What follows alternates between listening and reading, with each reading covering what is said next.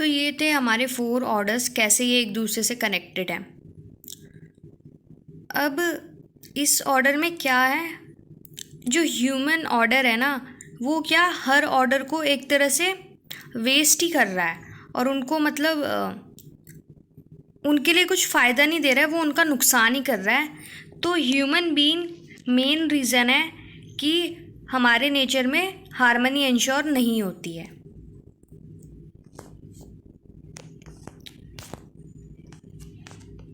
Next topic है हमारा conformance. Each unit conforms through the principle of conformance. हर unit conforms होती है कौन से प्रिंसिपल से? कन्फॉर्मेंस के प्रिंसिपल से। It means how the continuity of the fundamental nature of unit is preserved. इसका मतलब ये है कि एक यूनिट कैसा बिहेव करेगी। तो ये जो बिहेवियर है ना, इसको ही हम कन्फॉर्मेंस बोलते हैं। अब हम 4 ऑर्डर्स में कन्फॉर्मेंस देखते हैं। Material order. The material order exhibit the constitution और कंपोजिशन कन्फॉर्मेंस। तो मटेरियल ऑर्डर में क्या है हमारा? कॉन्स्टिट्यूशन या फिर कंपोजिशन कन्फॉर्मेंस है। जैसे O2, A2, H2O, H2O2, ये सब इसके एग्जाम्पल्स हैं। इसको हम एक एग्जाम्पल से देखते हैं। H2O behave like water because it has 2 hydrogen atom and 1 oxygen atom. तो जो H2 है वो हमारा क्या है? वाटर है। तो इसमें क्या है? 2 हाइड्रोजन के एटम है और 1 ऑक्सीजन का एटम है, इसलिए ये क्या है? वाटर है। और अगर हम क्या करें, but if we add 1 more oxygen atom to H2O then it become H2O2 and behave like hydrogen peroxide। अगर हम इस H2O में एक और ऑक्सीजन डाल दें तो ये क्या हो जाएगा? H2O2 हो जाएगा, हाइड्रोजन peroxide। तो मटेरियल ऑर्डर में जो भी यूनिट्स हैं उनका बिहेवियर किस चीज़ पर डिपेंड करता है? कंपोजिशन पे। मतलब उनमें कौन सी अमाउंट कितने कंपोजिशन में है। जैसे इसमें ऑक्सीजन की 1 एटम थी तो ये क्या था? वाटर था। लेकिन अब ऑक्सीजन का कंपोजिशन बढ़ गया, 2 एटम हो गई, तो ये क्या हो गया? हाइड्रोजन peroxide हो गया। In material order behaviour of material depend on its composition. तो मटेरियल ऑर्डर में जो उनका बिहेवियर है वो डिपेंड करता है उनके कंपोजिशंस पर।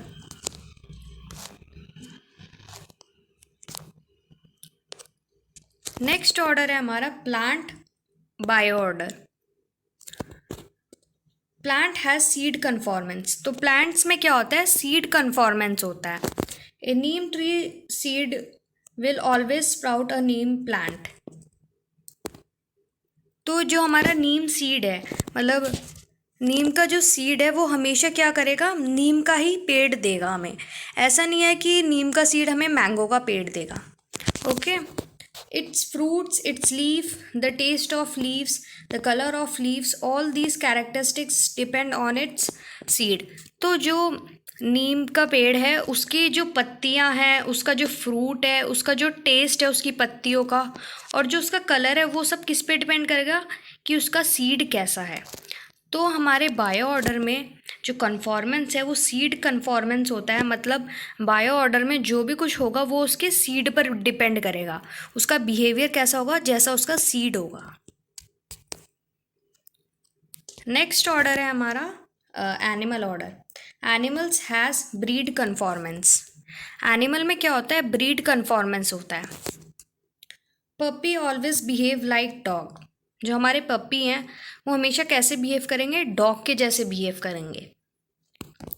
Kitten always behave like cat. जो किटन है वो कैसे बिहेव करेगी? हमेशा बिल्ली के जैसा बिहेव करेगी। तो हमारा इसमें जो बिहेवियर है, इस ऑर्डर में जो भी एनिमल्स हैं उनका बिहेवियर किस पे डिपेंड करता है? ब्रीड पे। मतलब जैसे उसकी जिनसे वो रिप्रोड्यूस हुए हैं वो कैसे थे। अब ऐसा नहीं हो सकता कि जो पप्पी है वो बिहेव करे किसके जैसे? लॉयन के जैसे। वो हमेशा वैसा ही बिहेव करेगा जिससे वो प्रोड्यूस हुआ है। They all behave according to their breed. जैसी उनकी ब्रीड है वो वैसा ही बिहेव करेंगे। अब हम नेक्स्ट ऑर्डर में कन्फॉर्मेंस देखते हैं, human order. Human being has right values, संस्कार, कन्फॉर्मेंस। तो ह्यूमन बीइंग में क्या होता है? राइट वैल्यूज़ या फिर संस्कार, कन्फॉर्मेंस होता है। We human are according to our imagination, according to our desire, thoughts and selection in I. तो हम ह्यूमन बीइंग कैसे हैं? हम ह्यूमन बीइंग जैसे हमारे अंदर इमेजिनेशन है, जैसे हमारे डिज़ायर्स हैं, जैसे हमारे थॉट्स हैं, उन पर हम डिपेंड करते हैं, मतलब हमारा बिहेवियर उन पर डिपेंड करता है। These desire, thoughts, imagination can come from anywhere. तो ये जो हमारे थाट्स या फिर इमेजिनेशन है, ये कहीं से भी आ सकती हैं। It can be from past memories, from our parents, teacher, from anywhere. Together we call these sanskar. तो ये ना हमारे पास्ट मेमोरी, जो हमारी बीती हुई मेमोरीज़ है, उनसे आ सकते हैं, हमारे पेरेंट्स से आ सकते हैं, हमें टीचर्स से, और ये कहीं से भी आ सकते हैं। और इनको हम क्या बोलते हैं? संस्कार।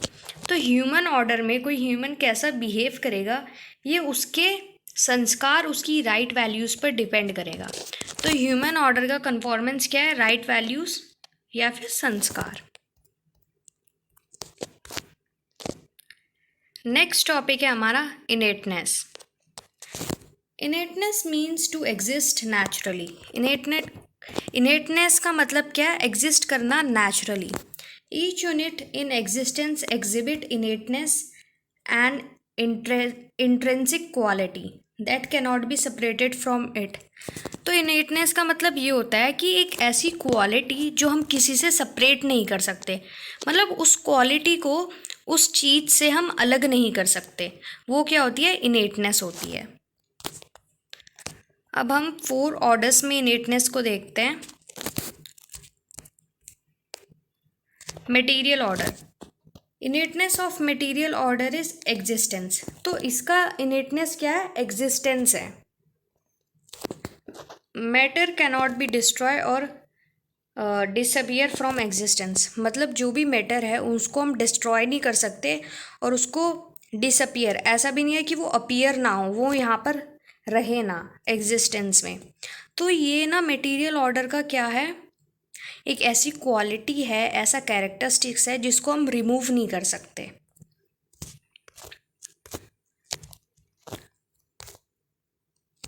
We cannot destroy matter, we can only convert it from one form to another। हम मैटर को डिस्ट्रॉय नहीं कर सकते हैं, बस हम क्या कर सकते हैं? कन्वर्ट कर सकते हैं एक फॉर्म से दूसरी फॉर्म में। Example, water as it evaporate, condense and come back to earth in the form of rain. जैसे पानी रेन की फॉर्म में वापस आ जाता है, तो एक जगह से हम दूसरी जगह ट्रांसफ़र कर सकते हैं इनको, लेकिन डिस्ट्रॉय नहीं कर सकते। तो हमारी मटेरियल यूनिट की इनेटनेस क्या है? एग्जिस्टेंस है, जिसको हम उससे रिमूव नहीं कर सकते। नेक्स्ट है हमारा प्लांट प्राणिक order. Innateness of plant order is existence plus growth. तो इस ऑर्डर की इनेटनेस क्या है? एग्जिस्टेंस है और ग्रोथ है। As plant order is a development of material order, it also has innateness of existence. जैसे जो हमारा प्लांट ऑर्डर है वो क्या है? मटेरियल ऑर्डर का ही डेवलपमेंट है। मतलब जब मटेरियल ऑर्डर में डेवलपमेंट हुआ तभी हमारा प्लांट ऑर्डर बना। तो इसमें भी क्या है? इनेटनेस ऑफ एग्जिस्टेंस है। In addition it also exhibit the growth. This principle of growth can not be separate from any unit of this order. और इसका दूसरा इनेटनेस क्या है? ग्रोथ है। तो ग्रोथ को हम छीन नहीं सकते इस ऑर्डर में किसी से भी। मतलब जैसे प्लांट्स हैं, उनको वाटर की ज़रूरत है, सॉइल की ज़रूरत है। हाँ, हम ये कर सकते हैं कि हम उनको जो भी नीड्स प्रोवाइड है उनको हटा सकते हैं, लेकिन अगर वहाँ पर नीड्स होगी तो प्लांट क्या होंगे? ग्रो होंगे, और उस ग्रो होने को हम नहीं रोक सकते। तो इसकी इनेटनेस क्या होगी? एग्जिस्टेंस और growth. If it is of plant by order it will grow. अगर कोई भी यूनिट प्लांट या फिर बायो ऑर्डर की है, वो क्या करेगी? ग्रो करेगी। नेक्स्ट है हमारा animal order. The animal body is the development of the plant bio order. Therefore it also has the innateness of existence. तो जो हमारा एनिमल ऑर्डर है वो क्या है, डेवलपमेंट है किसका, प्लांट ऑर्डर का ही डेवलपमेंट है, तो इसमें भी इनेटनेस ऑफ एग्जिस्टेंस होता है। In addition all units in this order have will to live in I. और इस ऑर्डर में एक और इनेटनेस होता है, वो क्या आता है, विल टू लिव, मतलब जीने की इच्छा।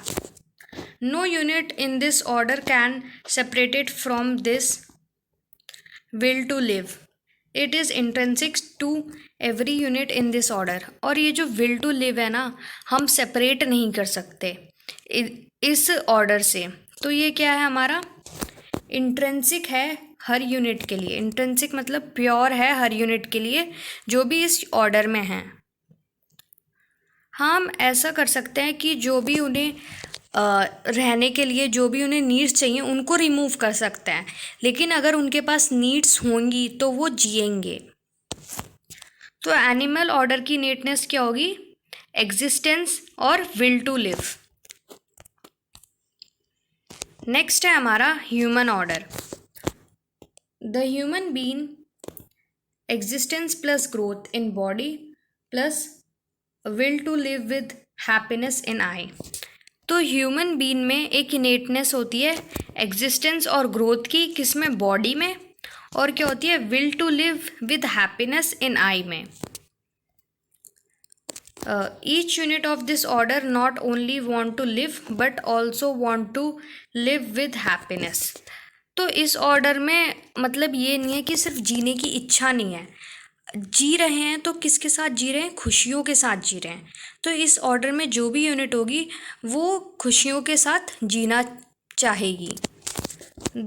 This is innateness of human order. और ये क्या है, हमारा इनेटनेस है ह्यूमन ऑर्डर का। नेक्स्ट टॉपिक है हमारा coexistence. It is a state in which two or more groups are living together, keep in mind their difference. इस मतलब ये एक स्टेट है जिसमें दो या फिर दो से ज़्यादा लोग एक साथ एक ग्रुप में रह रहे हैं। These groups establish a relationship where they can live non violently with mutual respect and happiness. और ये ग्रुप क्या करते हैं, एक रिलेशनशिप प्रोवाइड करते हैं, मतलब इस्टेब्लिश करते हैं रिलेशनशिप, एक रिलेशनशिप बनाते हैं जिसमें वो बिना लड़े रहते हैं, एक दूसरे की रिस्पेक्ट करते हैं और खुशियों के साथ वो क्या करते हैं, जीते हैं। तो इसको ही हम क्या बोलते हैं, कोएग्जिस्टेंस बोलते हैं। इसके दो पार्ट्स हैं, passive coexistence. This is a kind of coexistence where one of the group is less powerful than other. इस कोएग्जिस्टेंस में क्या है, एक ग्रुप जो है लेस पावरफुल है, मतलब कम पावरफुल है दूसरे ग्रुप से।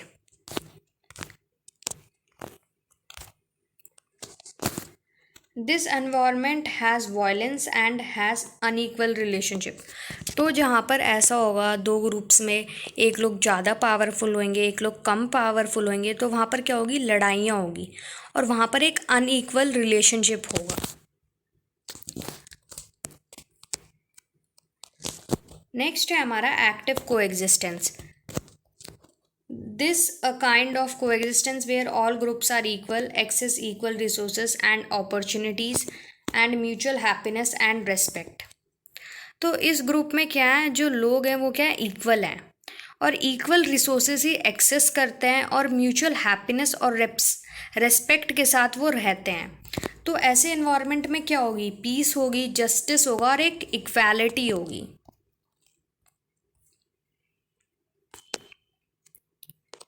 नेक्स्ट टॉपिक है हमारा एग्जिस्टेंस। वॉट एवर एग्जिस्ट, जो भी चीज़ एग्जिस्ट है, जो भी चीज़ है उसको ही हम बोलते हैं एग्जिस्टेंस। और एग्जिस्टेंस में क्या आती हैं, स्पेस आती है और यूनिट्स आती है। The units exist in space. जो हमारी यूनिट्स हैं, मतलब ह्यूमन ऑर्डर की भी यूनिट्स हैं, जो भी यूनिट्स हैं, जो भी चीज़ है वर्ल्ड में, हमारे अर्थ में, वो क्या है, एग्जिस्ट कहाँ पर है, स्पेस में एग्जिस्ट है। There is space inside and outside of each unit. हर यूनिट के अंदर भी स्पेस है और बाहर भी स्पेस है। All the units are submersed in space. जितनी भी हमारी ये यूनिट हैं वो क्या है, सबमर्स्ड है, मतलब स्पेस से घिरी हुई हैं। तो अब हम यूनिट्स और स्पेस में डिफरेंस देखते हैं। Units entities are limited. जो यूनिट्स हैं वो क्या है, लिमिटेड है। Space entities are unlimited. Space क्या है, अनलिमिटेड है, क्योंकि स्पेस हर जगह है, आप कहीं भी देख लो स्पेस ही स्पेस है।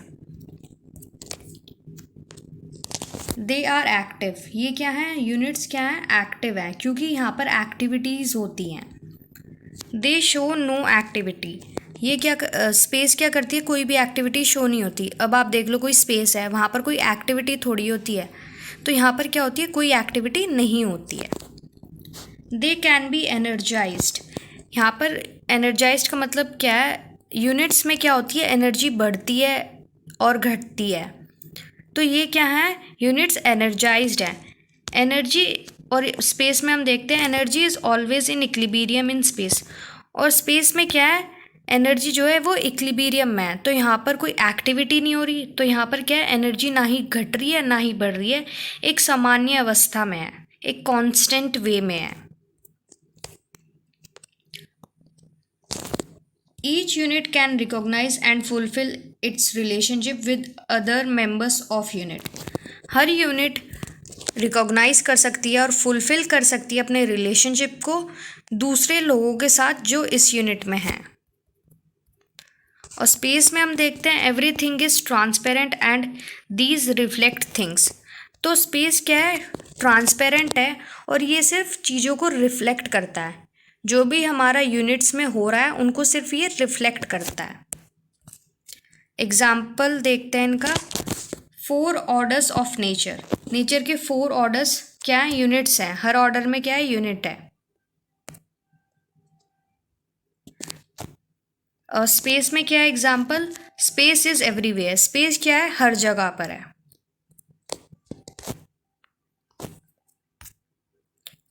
नेक्स्ट टॉपिक है हमारा holistic way of life.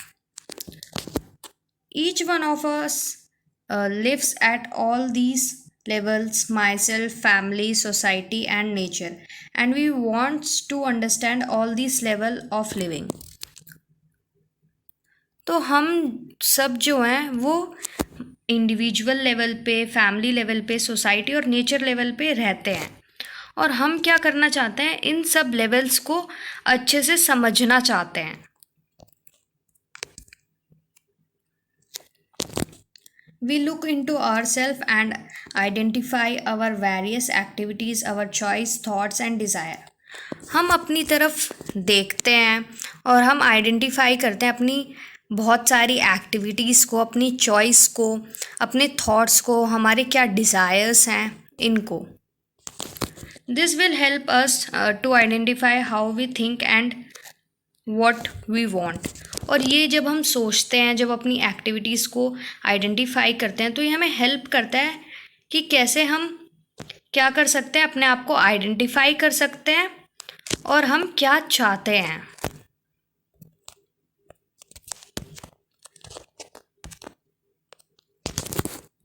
As a result, human relationship become possible if they have right understanding, recognition of values, fulfillment, right evaluation leads to mutual happiness। तो इसका रिजल्ट क्या है कि human being क्या है, एक रिलेशनशिप में है, और जो हमारा रिलेशनशिप है वो तभी पॉसिबल है अगर हमारे रिलेशनशिप में क्या हो, राइट अंडरस्टैंडिंग्स हो, रिकॉग्नाइजेशन ऑफ वैल्यूज़ या फिर फीलिंग्स हो, फुलफिलमेंट हो इन सब का, फीलिंग्स का हमारी, और एक राइट इवैल्यूएशन में हो जो भी हो। और अगर ये सब हमारे रिलेशनशिप में होगा तो उसकी वजह से हमारे रिलेशनशिप में क्या होगी, म्यूचुअल हैप्पीनेस होगी, खुशियाँ होंगी। So we want to be harmony at all the levels of living. तो हम क्या चाहते हैं कि हम हारमनी में रहें, और हारमनी में एक लेवल पे ना रहें, हर लेवल पे रहें। जो क्या है हमारा इंडिविजुअल, सोसाइटी, फैमिली और नेचर, हर लेवल पे हम क्या रहें, हार्मनी में रहें। This is the holistic way of life, और यही हमारी क्या है, होलिस्टिक वे ऑफ लाइफ है। अगर हम चारों लेवल पे क्या है, हार्मनी में हैं, तो हमारी क्या है, एक होलिस्टिक लाइफ है। तो ये थी हमारी यूनिट 4। तो अगर आपको ये वीडियो अच्छी लगी हो, इसे लाइक करें, शेयर करें, कमेंट करें, और आपको कोई भी डाउट हो आप कमेंट करके पूछ सकते हो। और इसके नोट्स मैंने अपलोड कर दिए हैं, आप वहाँ जाके उन नोट्स को देख सकते हो। So thank you for watching, मिलते हैं नेक्स्ट वीडियो में।